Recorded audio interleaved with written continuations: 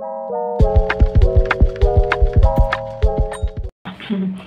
assalamualaikum warahmatullahi wabarakatuh. Balik lagi sama aku, Rosita Minasari. Nah, di sini aku mau bahas tentang kelanjutan tes kerja posisi kasir. Jadi berhubung kemarin ada beberapa yang DM aku, kemudian yang inbox juga via Facebook dan juga Instagram kayak gitu. Nah, eh, terkait penjelasan posisi kasir gitu kan. Nah, di video kali ini aku bakal ngejelasin lebih detail lagi terkait tes kerja posisi kasir kayak gitu.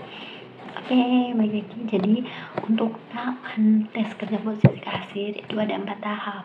Yang pertama itu tes administrasi, kemudian yang kedua itu tes psikotes, yang ketiga tes interview kerja, dan yang terakhir itu tes praktikum atau praktek kayak gitu ya teman-teman. Nah, dari keempat tahapan ini tentunya dari masing-masing tahapan pasti bakalan ada yang namanya itu persaingan gitu kan. Tapi ya udah, kalian teman-teman semua di sini tuh nggak usah memikirkan mereka kayak gitu, lebih kepada ke diri sendiri aja sih kalau aku pribadi gitu kan. Ya udah, fokus sama diri sendiri gitu, mau gimana cara mempersiapkan tahap demi tahap yang akan kalian lalui kayak gitu. Nah, di sini aku juga bakal menjabarkan dari masing-masing 4 tahap tadi. Yang pertama itu ada seleksi administratif atau tes administrasi. Nah, biasanya di sini itu bakalan diseleksi berkas-berkas yang teman-teman semua kirim baik via email ataupun offline. Semua berkas-berkas sekali teman-teman semua yang dikirim online ataupun offline itu bakalan direview oleh HRD. Nah, tips supaya kalian lolos di tahap administrasi ini adalah persiapkan semua berkas yang tercantum di lowongan kerjanya. Jadi semua biasanya itu kan ada kualifikasinya tuh. Nah, kalian itu harus semua kualifikasi itu harus terpenuhi, jangan sampai ada yang ketinggalan satu berkas pun ya kayak gitu, karena memang sangat-sangat mempengaruhi kayak gitu kan. Dari situ lengkap tidaknya kita bisa lihat bahwa si pelamar ini dia itu serius tidak dalam melamar pekerjaan kayak gitu kan.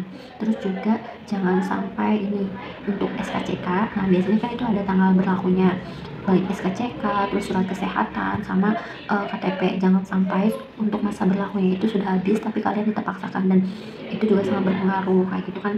Kayak kayak eman-eman gitu kan, kalian udah teman-teman udah pada daftar, udah ngeluarin uang dan sebagainya, tapi malah nggak lolos di seleksi administratif. Kedua adalah tes psikotes. Nah, pada tes psikotes ini antara tes kerja psikotes posisi kasir dengan tes kerja posisi perbankan ataupun BUMN dan lainnya itu sangat berbeda ya teman-teman. Jadi pada tes posisi kasir ini tes psikotesnya itu dalam bentuk lebih ke jurusan gitu kan. Misalnya teman-teman di sini kan tes kerja posisi kasir. Nah, teman-teman tuh wajib banget buat scroll cari materi terkait posisi kasir.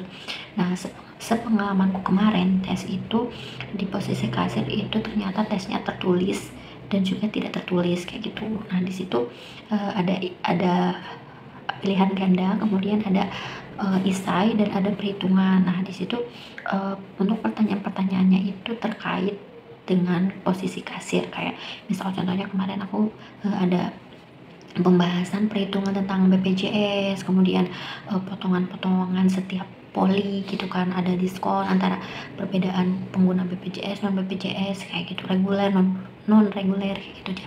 Jadi kalian wajib banget buat cari materi atau cari contoh tes tertulis sebagai kasir kayak gitu untuk menambah wawasan serta referensi teman-teman semua kayak gitu. Kemudian yang ketiga, jadi yang ketiga ini adalah tes interview ya teman-teman. Nah, pada tes interview kali ini untuk cara tesnya itu sama dengan interview pada umumnya gitu. Jadi kayak wawancara biasa kayak gitu. Insya Allah teman-teman di sini yang sering banget interview kerja pasti sudah bisa lah jawab beberapa pertanyaan umum gitu kan. Nah, kebetulan kemarin itu pertanyaannya itu cukup umum dan nggak begitu rumit dan nggak posisi yang kita lamar di rumah sakit kayak gitu.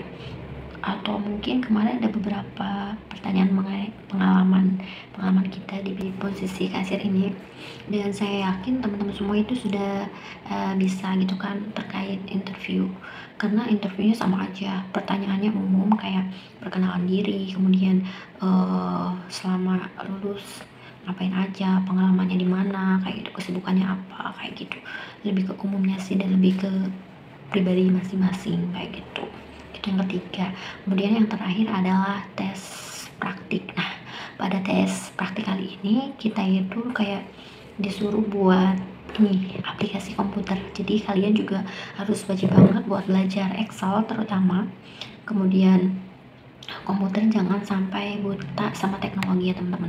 Nah, pada zaman sekarang itu kan teknologi sangat-sangat dibutuhkan sekali kayak gitu. Nah, untuk khusus teman-teman di sini yang daftar posisi kasir kayak aku kemarin, nah kalian wajib banget belajar yang namanya Excel kayak gitu kan. Nah, di tes praktikum ini kalian nanti bakalan disuruh buat kayak ngitung total yang harus dibayarkan saat orang bertransaksi kayak gitu. Lebih ke pelayanan juga diutamakan yaitu, jadi harus benar-benar senyum harus benar-benar senyum juga, dan harus lebih kayak apa ya, lebih sopan santun gitu kan. Biasanya kan kita kayak menghadapi ibu-ibu, bapak-bapak yang memang sudah berumur atau sudah sepuh, jadi ininya harus sabar banget kayak gitu kan. Nah, apalagi kita bekerja di posisi sebagai pelayanan kayak gitu. Paling itu aja ya teman-teman, ada 4 tahapan tes kerja di posisi kasir. Nah, buat kalian yang masih ada bingung-bingung atau ada pertanyaan, bisa tanya di kolom komentar atau bisa nge-DM aku kayak gitu. Terima kasih teman-teman. Wassalamualaikum warahmatullahi wabarakatuh.